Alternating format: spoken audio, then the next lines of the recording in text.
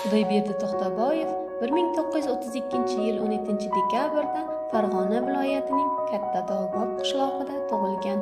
1949-yilda Qo'qon pedagogika bilim yurtini, 1955-yil Toshkent davlat universitetini, hozirgi O'zbekiston Milliy universitetini tamomlagan. Ish faoliyatini Farg'ona viloyati tumanlaridagi maktablarda o'qituvchilikdan boshlab, keyinchalik ilmiy bo'lim mudiri, maktab direktori bo'lib ishlagan. 1958-yilda o'z jurnalistik faoliyatini boshlagan ijodkor 3 yildan ortiq felyetonlarni e'lon qilgan, qator nashriyot va jurnallarda faoliyat ko'rsatgan.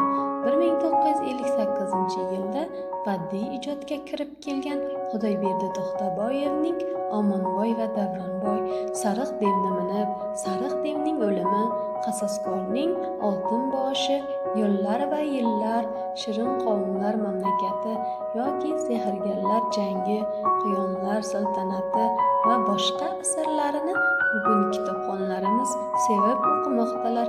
Sevimli bolalar yozuvchisi 1982-yilda O'zbekistonda xizmat ko'rsatgan madaniyat xodimi, 1989-yili O'zbekiston davlat mukofotining sovrindori, 1991-yilda O'zbekiston xalq yozuvchisi unvonlari bilan taqdirlangan.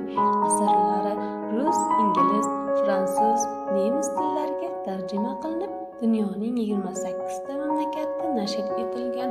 Xudoyberdi To'xtaboyevning o'quvchilarimizga navbatda havola etilayotgan kitobini biz umumiy nom bilan Qaylardasan bolaligim deya nomladik. Yangi tuhfaga yozuvchining siz sevgan, shu vaqtga qadar qo'ldan qo'ymay o'qib kelayotgan qissa va hikoyalari, shu jumladan ertaklar jamlangan. Taqdim etilayotgan har bir asar Xudoyberdi To'xtaboyevning bolalik yillari, bolalik orzulari, bolalik sevinchlari, bolalik sog'inchlari haqida so'zlaydi.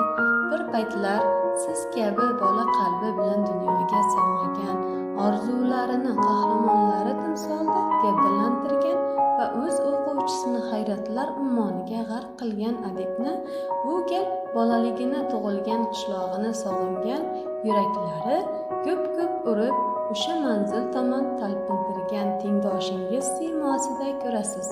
Kitobdan o'rin olgan har bir asar qalbingizda shunday iliqlik va yorug'lik paydo qiladi.